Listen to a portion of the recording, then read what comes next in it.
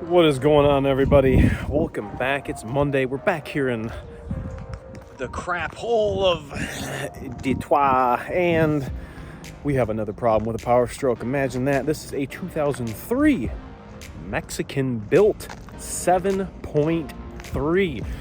Customer's complaint is they think they're gonna need injector cups. You guys know what to look for? We're gonna find out now. Let's go.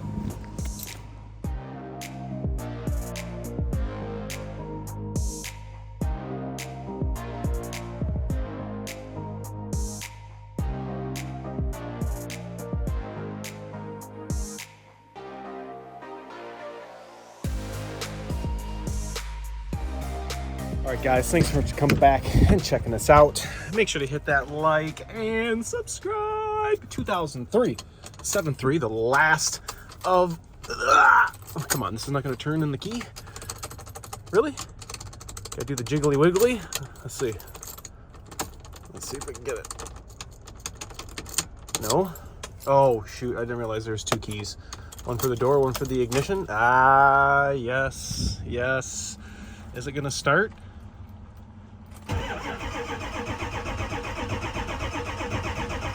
Come on.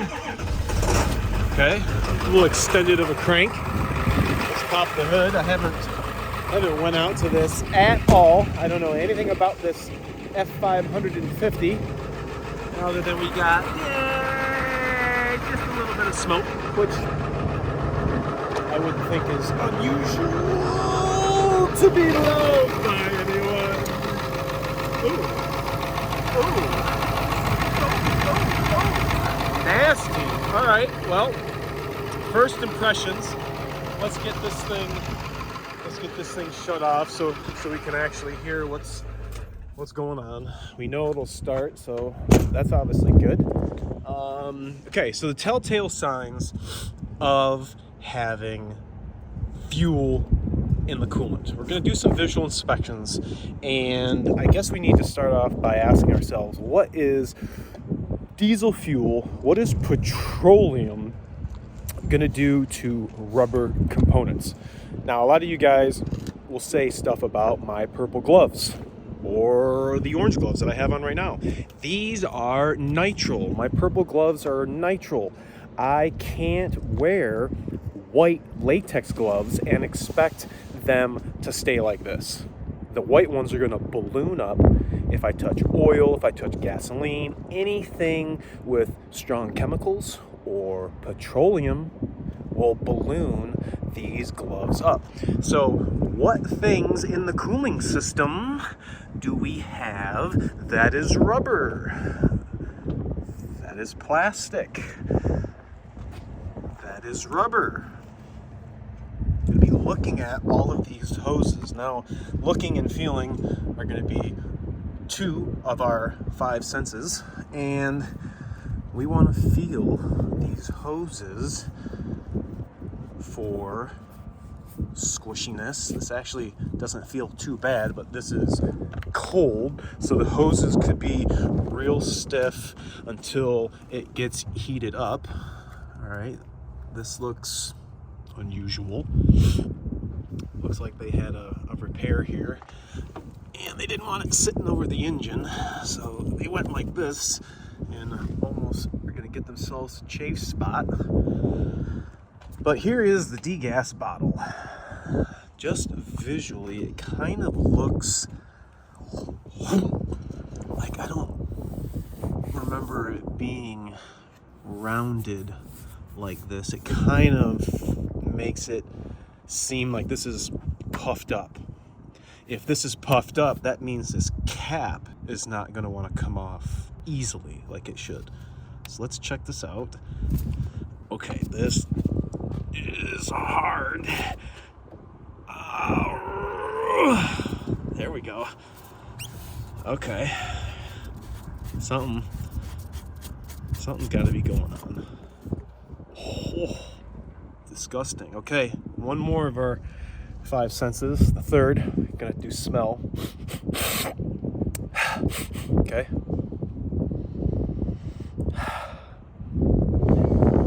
I'm in the wind. Hold on.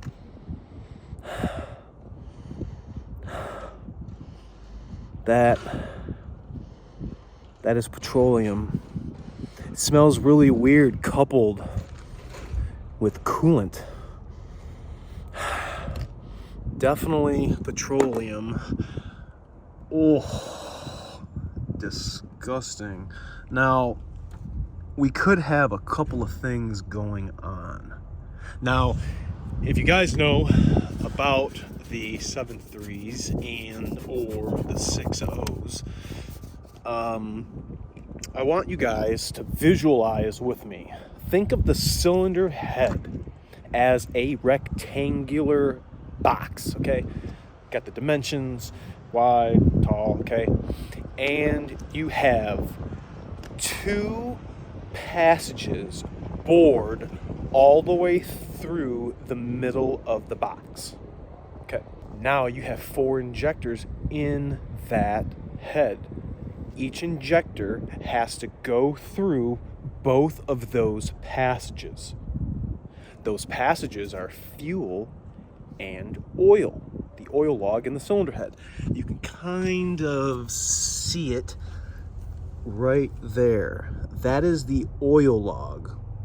They're not in the middle of the head. I'm giving you a grossly vague explanation so you guys can paint a visual picture. The fuel one is kind of in the middle. Now what happens when the injectors go down, they sit in a cup. The cup separates the cooling system from the injector. Now what happens is if we have a leak at either the top of the cup or the bottom of the cup, we can get the mixture of 2 fluids. The cup is supposed to keep the cooling system separated from the oil and the fuel system. I'm going to try to find an actual 7.3 cup so you guys can see what I'm talking about. But the other way that I've seen them fail is having a crack right down the side of it. And that will allow the fuel to come right into the cooling system because the fuel pressure is greater than the cooling system pressure. So it's always going to go into the coolant, obviously not the other way around. Now you might be wondering, like, well, A-Rod, what do you mean? The cup is just doing that itself? Yes, but it also has, the injectors also have O-rings that seal the fuel log from the oil log. Over time of having that many thousands of miles, one of 2 things can happen. One, the injector seals on the actual injectors can get real hard and brittle and aren't puffy. They get brittle and they shrink and will allow fluids to pass. If that happens, and additionally, the sealant that are on the top of the cups at the top and the bottom of the cylinder head will get this to happen. Now, the real way that you're going to need to fix this is if you're going to do 1 injector cup or that side of the engine injector cups, you really should be doing all of them. Really should be. Now, I've done these 2 different ways. One, I'll put a link in the description of a video CP's Garage and I did of 7.3 cups, and we replaced all 8 of them, but we used the injector cup removal and installer tool that you can pick up from Riff Raff Diesel. Now, going through the workshop manual procedure, they actually want you to remove the cylinder head, the gasket, and the cylinder head from the engine to properly do this, but we completed that using the Riff Raff kit.